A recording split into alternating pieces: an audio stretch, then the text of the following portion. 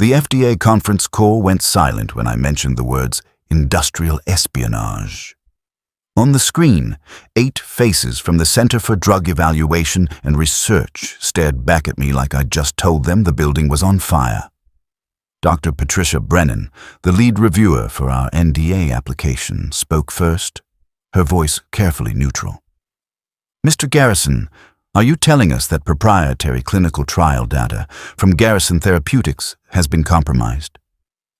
"Not just compromised," I replied. "Systematically stolen over an 18-month period and delivered to our primary competitor, who's using it to fast-track their own FDA submission." The silence stretched out for 5 long seconds. Then Dr. Brennan leaned forward, her expression hardening. "We're going to need a full briefing, documentation, timeline, evidence chain. If what you're saying is accurate, this affects not just your company, but the integrity of multiple ongoing trials." "We have everything," I said. "Security logs, email records, financial transfers, including evidence that the data theft was facilitated by someone inside my own household, my wife." That's when I knew there was no going back. But to understand how a 24-year marriage and a $340 million pharmaceutical company both collapsed in the same week, I need to take you back to 1998 when I was 28 years old, fresh out of 6 years in the Navy, working night shifts at a contract research lab in New Jersey. My name is David Garrison. I'm 52 years old, and I spent 6 years in the Navy as a medical logistics officer before I realized that the real innovation in healthcare wasn't happening in military hospitals, but in private pharmaceutical research. When I got out in 1998, I had $12,000 in savings, a network of military medical contacts, and an idea for a novel delivery mechanism for cancer therapeutics that nobody else was working on. What I didn't have was a PhD in pharmacology, venture capital connections, or any idea that the next decade would consume every hour of my life. The first 5 years were brutal. I worked as a lab technician at Bergen Pharmaceutical, doing routine quality control testing during the day. At night, I used the lab equipment after hours, with permission from the facility director who believed in my research. I was developing a lipid nanoparticle delivery system that could target tumor cells more effectively than existing chemotherapy methods. By 2003, I had preliminary data strong enough to file my first patent. By 2005, I had convinced 3 angel investors to fund a formal company. By 2010, Garrison Therapeutics had 30 employees, a partnership with Memorial Sloan Kettering for clinical trials, and $8 million in venture funding. By 2015, we had our first drug candidate in phase 2 trials showing remarkable efficacy in pancreatic cancer, one of the deadliest and hardest to treat cancers. That's important context. While I was building something that could actually save lives, that could give terminal cancer patients extra years with their families, I was working 80-hour weeks in a lab coat, reviewing trial data, navigating FDA regulations, and personally overseeing every critical decision. The pharmaceutical industry isn't like tech where you can pivot fast and break things. One mistake in trial protocols, one contaminated batch, one missed safety signal, and people die. The FDA shuts you down, your company disappears. 20 years of work becomes nothing. The Navy taught me that precision matters. 6 years as a medical logistics officer taught me that in healthcare, there's no room for approximation. Every medication delivery, every equipment sterilization protocol, every supply chain decision had life or death implications. That mindset translated perfectly to pharmaceutical development. Every experiment had to be documented. Every trial had to follow exact protocols. Every relationship with regulators had to be built on absolute honesty. I met Catherine in 2008 at a medical research fundraiser in Boston. I was 38, my company was struggling to secure Series B funding, and I'd been forced to attend by my investors who said I needed to network better. Catherine was 32, working as a pharmaceutical sales representative for one of the major companies. Smart, polished, and she actually understood what I was trying to do when I explained targeted drug delivery systems. We dated for 6 months. She seemed genuinely interested in my work, asked intelligent questions about clinical endpoints and FDA approval pathways. I proposed on New Year's Eve, 2009. My attorney, Richard Pemberton, insisted on a prenuptial agreement before the wedding. David, he'd said, spreading documents across his desk at his office in Princeton. You're building something valuable. Biotech companies can be worth billions if you get FDA approval. Protect yourself. The prenup was comprehensive. 23 pages of legal language that essentially said, what I built before marriage stayed mine, what we acquired together would be community property, and there were specific formulas for any divorce settlement. Most importantly, there was a clause about corporate espionage and intellectual property theft that Richard had insisted on after representing another biotech founder in a nasty divorce. If either party is found to have stolen, misappropriated, or conspired to steal proprietary business information, intellectual property, or trade secrets, all claims to marital assets are voided. Catherine signed without much fuss. She was more focused on the wedding planning. We spent $65,000 on a ceremony at a vineyard in Napa Valley. The first 8 years were stable. Catherine continued working in pharmaceutical sales. I built the company. We bought a house in Princeton for $1.8 million. We tried for kids, but fertility treatments didn't work. And after 3 years of failed IVF, we both accepted it probably wasn't going to happen. She seemed fine with that. We traveled to conferences together. She maintained her career, and we looked like the successful dual-income professional couple. Around year 9 of marriage, something changed. Catherine started asking more detailed questions about my work, wanting to see clinical trial data, asking about competitors and their drug pipelines, suggesting she should attend board meetings since she understood the pharmaceutical industry. There was a problem with that logic. Catherine's expertise was in sales and marketing. She knew how to convince doctors to prescribe existing medications. But drug development required understanding molecular biology, pharmacokinetics, clinical trial design, FDA regulatory pathways, and manufacturing processes. These were completely different skill sets. I tried to explain this diplomatically. You're excellent at what you do, but biotech R&D is a specialized field. We have confidential clinical data, proprietary formulations, manufacturing trade secrets. This isn't information we can share outside the core research team. She didn't take it well.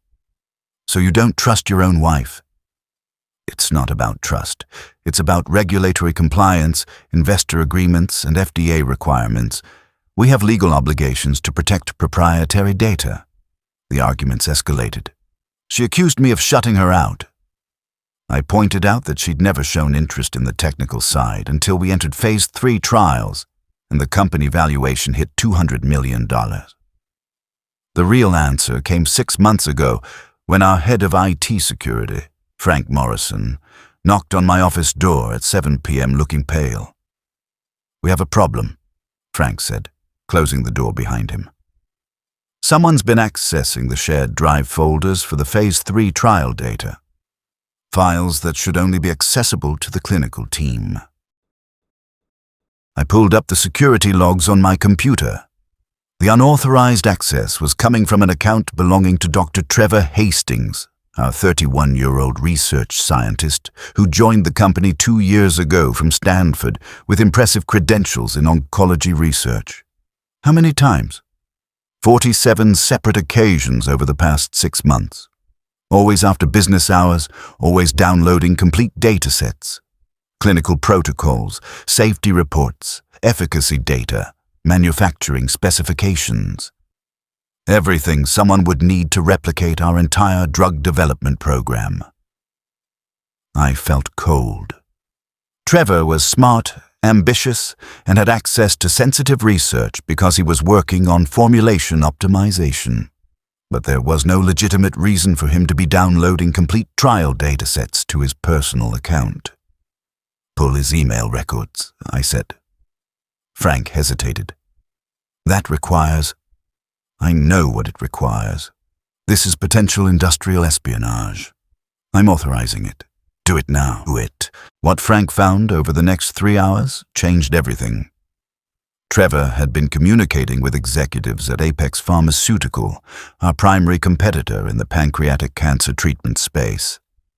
Apex was 6 months behind us in their FDA submission, but if they had access to our clinical data, they could fast-track their own application, avoid our mistakes, and potentially beat us to market. The emails were coded but clear enough. Trevor referring to data packages, delivery schedules, and payments to an offshore account. Apex was paying him $25,000 per month for our proprietary research, but there was another detail in those emails that made my stomach drop. References to someone else inside Garrison Therapeutics providing assistance, someone who could access areas Trevor couldn't reach. Someone referred to in the emails only as the contact.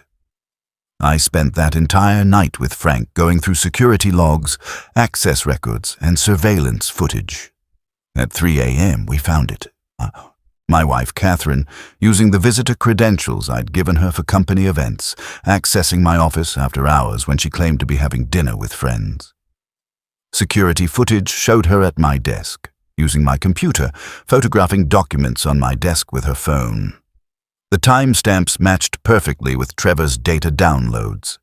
They were working together. Catherine was having an affair with Trevor Hastings. But worse than the personal betrayal, she was helping him steal 20 years of my research to sell to our competitors. I sat in my office as the sun came up, watching the security footage on repeat. Catherine and Trevor in the lab after hours. Catherine using my access codes to reach confidential files. Catherine photographing my handwritten notes about manufacturing processes that weren't digitized anywhere else. This wasn't just cheating. This was systematic corporate espionage that could destroy Garrison Therapeutics, cost 200 employees their jobs, and set back pancreatic cancer treatment by years. I didn't confront her. Didn't call Trevor into my office for a dramatic scene. I spent the next 3 weeks building an absolutely airtight case while pretending everything was normal. I hired a private forensic investigation firm that specialized in corporate espionage. I brought in outside legal counsel from a firm that handled FBI referrals. I documented every single unauthorized access, every email, every payment from Apex to Trevor's offshore accounts. And I found the smoking gun. Catherine had incorporated an LLC in Delaware under a slightly different spelling of her maiden name.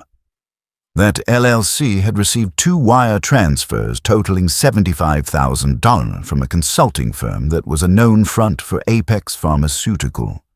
She wasn't just helping Trevor, she was getting paid directly by our competitor to steal my life's work. When we had everything documented, I made 3 phone calls. First call was to the FBI field office in Newark. Corporate espionage involving interstate commerce and international wire transfers is federal jurisdiction. Second call was to Dorothy Chen, the best corporate litigation attorney in New Jersey, who'd handled several high-profile trade secret cases. Third call was to our board of directors for an emergency meeting. I still didn't confront Catherine. She had no idea anything was wrong until FBI agents arrived at our house at 6 a.m. on a Tuesday morning with a search warrant. I was already at the office when she called, screaming, "They're tearing apart our house. They took my laptop. What the hell is happening?" That would be the federal investigation into corporate espionage and theft of trade secrets, I said calmly. "You should probably call an attorney." She hung up. Trevor Hastings was arrested at the office 2 hours later. FBI agents walked him out in handcuffs in front of the entire research staff. Frank had his office sealed and his equipment confiscated within minutes. Catherine filed for divorce 3 days later. Her attorney, Preston Whitmore from a white shoe firm in Manhattan, clearly thought this would be a standard high-net-worth divorce. His initial filing demanded $30,000 monthly spousal support, half the value of Garrison Therapeutics stock, the Princeton house, and compensation for her sacrificed career supporting my success. The filing characterized Catherine as a devoted partner who'd contributed to the company's growth through her pharmaceutical industry expertise and networking. It was complete fiction. Catherine had attended maybe 6 company events in 14 years. She'd never contributed strategic advice that we actually used. She'd shown no interest in the science until the company was worth $200 million. But Preston Whitmore was expensive and experienced. He knew that New Jersey had strong spousal support laws, and he was betting that a judge would see a wife married for 14 years to a wealthy biotech CEO and award a substantial settlement. What he didn't know was that Dorothy Chen had spent 3 weeks building a federal case file that would systematically destroy every argument his side planned to make. The first court hearing was for temporary support and asset freezes. Preston showed up with his litigation team looking ready for a standard high-asset divorce fight. Dorothy showed up with a federal prosecutor as a courtesy observer and 3 bankers' boxes of evidence. "Your Honor," Preston began with his practiced courtroom voice, "Mrs. Garrison has been denied access to marital assets, forced from the home, and left without financial support. We're requesting immediate temporary spousal support of $30,000 monthly and—" Judge Richard Morrison held up one hand. He was about 60, former prosecutor who'd seen every scheme in the book during his 20 years on the bench. "I've reviewed the initial filings. Before we discuss temporary arrangements, I want to address the prenuptial agreement and these rather serious allegations about criminal activity." "Ms. Chen." Dorothy stood, organizing her files with precise movements. "Your Honor, we're not just dealing with a marriage that ended badly. We're dealing with systematic theft of proprietary pharmaceutical research valued at approximately $150 million, facilitated by Mrs. Garrison in cooperation with a company employee who was also her lover." Judge Morrison leaned forward. "Those are extraordinary claims. We have extraordinary evidence. Bank records showing $75,000 in payments from Apex Pharmaceutical to an LLC Mrs. Garrison created. Security footage showing her using her husband's office access to photograph confidential documents. Email records showing coordination with Dr.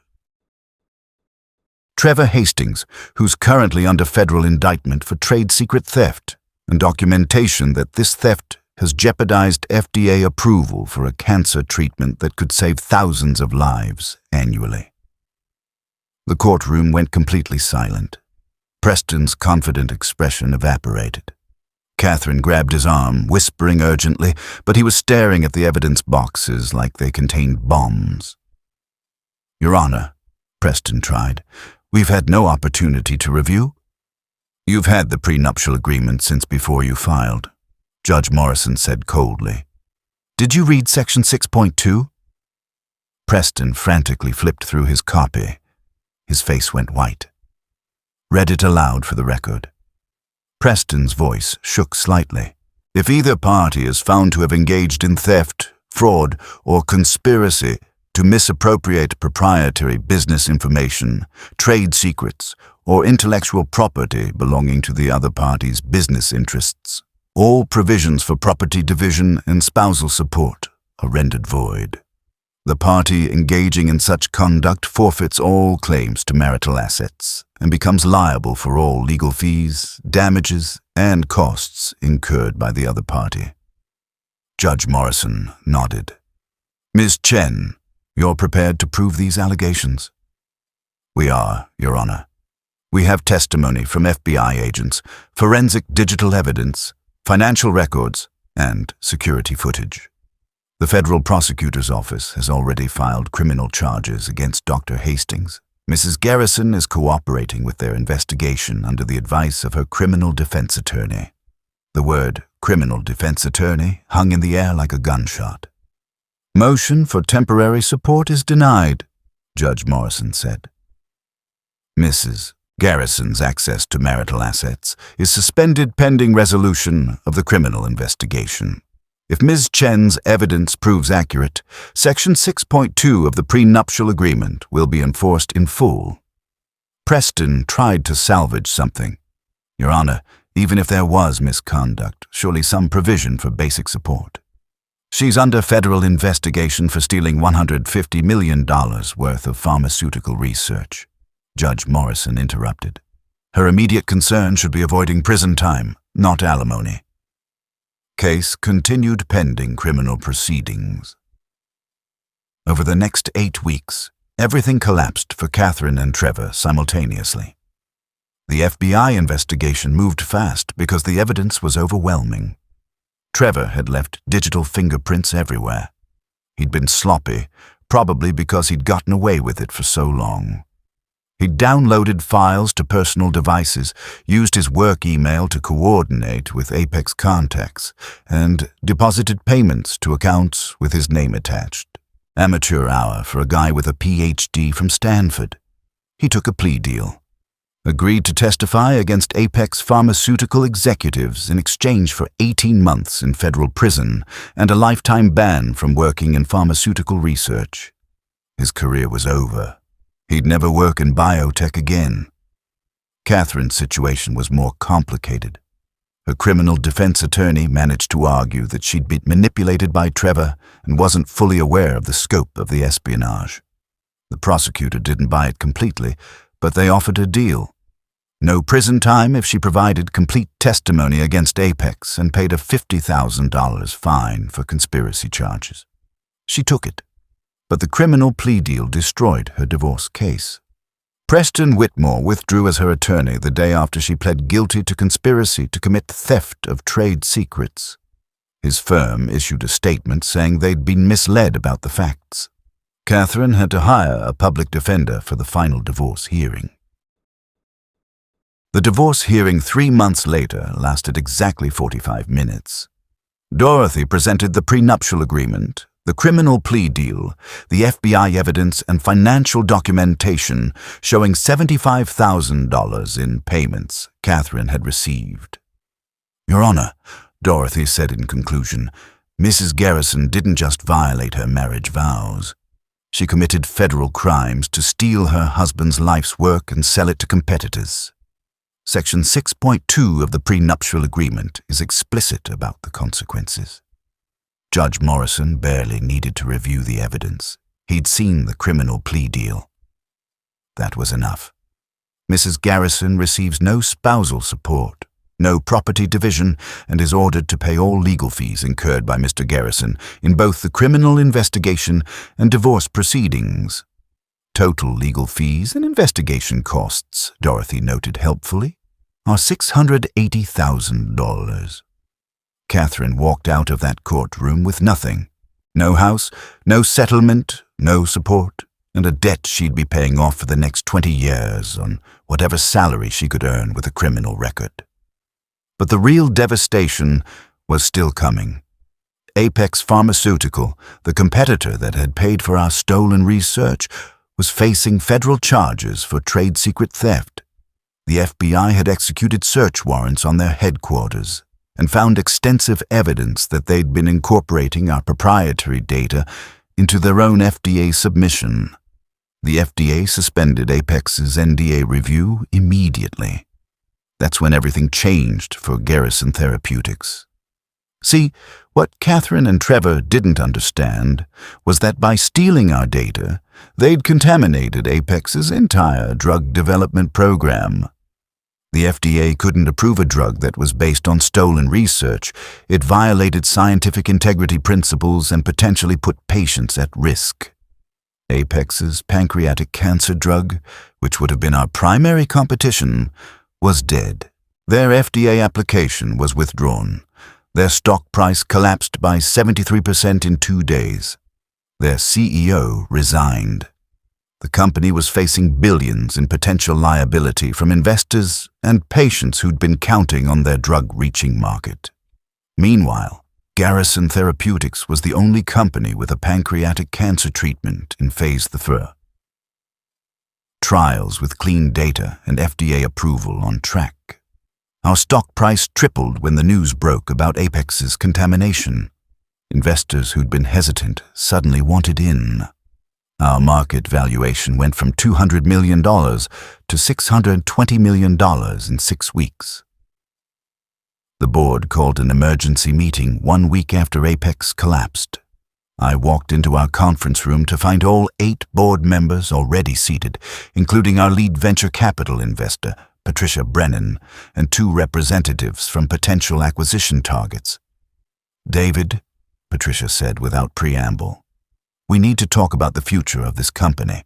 We're listening to some very serious acquisition offers. 3 separate pharmaceutical majors had approached us. They wanted to buy Garrison Therapeutics outright, primarily to get access to our drug candidate and to eliminate any potential competition in the pancreatic cancer space. The offers ranged from $800 million to $1.1 billion, life-changing money for everyone involved, including me.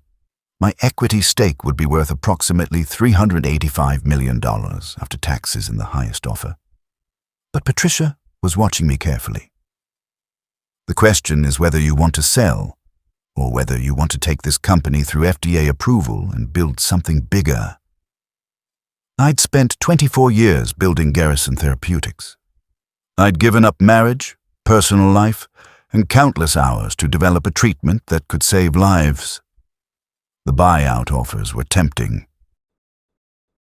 But they also meant that some giant pharmaceutical company would acquire our research, potentially shelve it or delay it, and I'd lose control over whether this treatment actually reached patients who needed it. "I had one condition," I said. "If we're selling, the acquisition agreement has to guarantee full FDA submission support, manufacturing scale-up within 18 months, and a commitment to price the drug affordably for patients who need it." Patricia smiled. "That's why we want you to stay on as Chief Scientific Officer regardless of acquisition. You're the only person who fully understands this research." We negotiated for 3 weeks. The final deal was with Bergen Pharmaceutical, ironically the same company where I'd worked night shifts 24 years ago as a lab technician. They offered $950 million for complete acquisition of Garrison Therapeutics with specific contractual guarantees about FDA submission timeline, manufacturing commitments, and pricing structures. I stayed on as Chief Scientific Officer with a 5-year contract worth $8 million annually, plus performance bonuses tied to FDA approval and patient outcomes. My equity payout after taxes was $340 million. The 200 employees at Garrison Therapeutics all received retention bonuses and continued employment with Bergen. The researchers who'd spent years on this project got to see it through to completion. 8 months after the acquisition closed, our pancreatic cancer treatment received FDA approval. It's now in production, being prescribed to patients, and early real-world data shows it's extending survival by an average of 14 months compared to previous standard of care. 14 months means patients get to see another Christmas with their families, another grandchild's birthday, another anniversary. That was the whole point of this work. Trevor Hastings served his 18 months in federal prison. When he was released, he couldn't find work in pharmaceutical research. Last I heard, he was working as a medical science liaison for a medical device company, making about $90,000 a year instead of the research career he'd thrown away. Catherine had it worse. With a criminal record for conspiracy to commit trade secret theft, pharmaceutical companies wouldn't hire her. She ended up working in medical equipment sales for a small distributor, making maybe $65,000 annually. Most of that goes to paying off the $680,000 in legal fees on a court-ordered payment plan. She'll be making payments until she's 60 years old. Apex Pharmaceutical never recovered. They filed for bankruptcy protection, sold off their drug pipeline in pieces, and ceased operations 18 months after the FDA suspended their approval. The executives who'd orchestrated the data theft faced federal charges. 2 of them served prison time. I testified at their trial. As for me, I took some of that acquisition money and endowed a research fellowship at Memorial Sloan Kettering for early career scientists working on cancer therapeutics. The Trevor Hastings Memorial Fellowship, I called it, though I used his full name to make the point. The fellowship comes with one unusual requirement. Recipients have to complete ethics training on corporate espionage, data integrity, and scientific fraud. Every year, young researchers learn about what happens when ambition overrides ethics. I also set up a trust fund that provides free or reduced cost access to our approved drug for patients who can't afford it. That trust is funded with $50 million and structured to be sustainable indefinitely. Catherine thought she was going to get half of everything I built. Instead, she got a criminal record, $680,000 in debt, and the knowledge that her betrayal helped save thousands of lives by eliminating our competitor and accelerating our drug's path to market. Sometimes karma isn't just about punishment. It's about transformation. If you've ever had someone try to steal what you've built, tried to profit from your life's work, tried to destroy something that matters because of their own greed and ambition, I hope this story reminds you of something important. Protect what you build. Document everything. Trust the legal system when you have evidence on your side. And understand that the best revenge isn't just winning in court. It's succeeding so completely that their betrayal becomes the catalyst for your greatest achievement. Page 8 of my prenuptial agreement was 47 words about corporate espionage. Those 47 words saved my company, protected 200 jobs, and ensured that a life-saving cancer treatment reached the patients who needed it.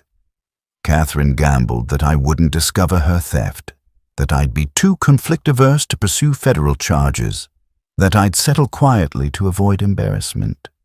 She lost every bet. The FDA approved our drug. Bergen Pharmaceuticals scaled production globally. Thousands of pancreatic cancer patients are alive today who wouldn't have been otherwise. And Catherine is working retail medical sales, trying to pay off legal fees while I'm funding the next generation of cancer researchers. Justice in the pharmaceutical industry isn't swift, but when it comes through FDA approval and federal prosecution, it's absolutely final.